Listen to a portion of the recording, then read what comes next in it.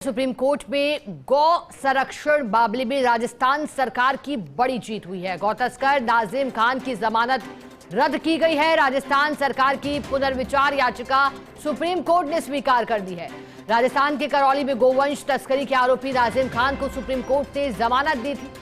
आरोपी के खिलाफ सुप्रीम कोर्ट में सरकार की तरफ से अधिवक्ता पेश नहीं हुआ, जिसके चलते आरोपी को सुप्रीम कोर्ट से जमानत मिल गई थी, जिसके बाद फर्स्ट इंडिया ने प्रमुखता से मुद्दा उठाया था। खबर पर संज्ञान लेते हुए सुप्रीम कोर्ट में राजस्थान सरकार की तरफ से पेश की गई पुनर्विचार याचिका।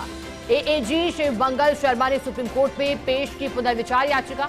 आरोपी को जमानत मिलने का सरकार की तरफ से जोरदार तरीके से विरोध किया था, जिसके बाद सुप्रीम कोर्ट ने आरोपी की जमानत को रद्द किया था और इसलिए ही इसे बड़ी जीत कहा जा रहा है राजस्थान सरकार की।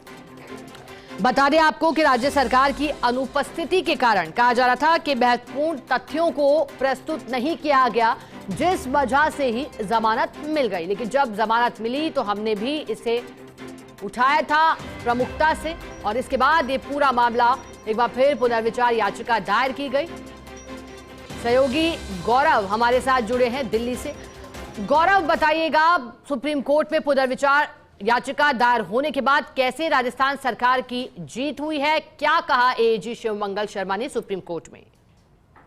बिल्कुल बताना चाहूंगा शिखा कि ये मैटर जो था वो एक जमानत रद्द करने के प्रकरण से जुड़ा हुआ था, जो करौली से जुड़ा हुआ है। करौली के नाटौली में आरोपी के खिलाफ, आरोपी नाजिम खान के खिलाफ गो तस्करी के विभिन्न मुकदमे दर्ज थे और ये प्रकरण जो था उस पहले सुप्रीम कोर्ट में सुनवाई हुई थी। उस दौरान इस आरोपी को जमानत मिल गई थी, क्योंकि वहाँ पर राजस्थान की तरफ से कोई अधिवक्ता पेश नहीं हो पाया था मैटर को। फिर सुप्रीम कोर्ट की जो भी रिपोर्टिंग थी वो फर्स्ट इंडिया पर उठाई गई थी और उस मैटर पर राजस्थान सरकार ने संज्ञान लिया और शिवमंगल शर्मा की तरफ से सुप्रीम कोर्ट में एक याचिका, पुनर्विचार याचिका दायर की गई, जिस पर ये सब बातें उठाई गई थी कि जो आरोपी है उसके खिलाफ पहले से ही बहुत सारे मुकदमे लंबित है और इन पर अभी जांच आना बाकी है। उन सबको कंसिडर करते हुए फिलहाल सुप्रीम कोर्ट ने आरोपी को जो जमानत दी थी उसको रद्द कर दिया गया है और इस तरीके से हम मानते हैं कि सुप्रीम कोर्ट में सरकार की विचार याचिका स्वीकार कर ली गई है, यानी कि अब आरोपी के खिलाफ जो लंबित मुकदमे हैं उन पर कार्रवाई की जाएगी और इस तरीके से सरकार की यहाँ पर एक बहुत बड़ी जीत है जो कि गौ संरक्षण से जुड़ी हुई। जी गौरव, ये भी कहा गया था कि ये जो आरोपी था ये आदतन अपराधी था, तो इसके बाद ये मामला क्या और इस ओर बढ़ गया कि पुनर्विचार याचिका दायर होनी चाहिए और जमानत रद्द होनी चाहिए?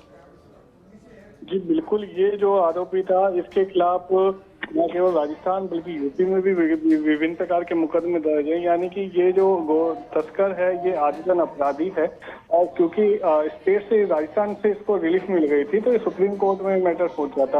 अब सुप्रीम कोर्ट में आरोपी के खिलाफ जितने भी प्रकरण है उन सब पर अब सुनवाई होगी, बराबर से सुनवाई होगी और वहाँ सरकार की तरफ से ये पक्ष रखा जाएगा कि इस आरोपी को जो भी गौ संरक्षण अधिनियम है उसके तहत और जो तस्करी अधिनियम है उसके तहत जो भी सजाएं है वो दिलवाई जाए, ये सरकार का प्रयास रहेगा। जी ठीक है गौरव, आपका शुक्रिया साथ जुड़ने के लिए, खबर पर विस्तार से जानकारी के लिए। तो जैसा कि हमारे सहयोगी बता रहे थे, इस पूरे मामले को लेकर के चूंकि कहा गया कि 21 अक्टूबर 2024 को नजीम खान को जमानत मिली थी और इसी जमानत को रद्द करने का अनुरोध किया गया था राजस्थान सरकार की ओर से गौवंश मामले में। आदतन अपराधी, जैसा कि हमारे सहयोगी भी बता रहे थे कि न सिर्फ राजस्थान बल्कि अलग अलग राज्यों में भी कहा गया कि अपराध से जुड़े मुकदमे थे और यह मामला जब करौली जिले के पुलिस स्टेशन में दर्ज एफआईआर से जुड़ा हुआ था।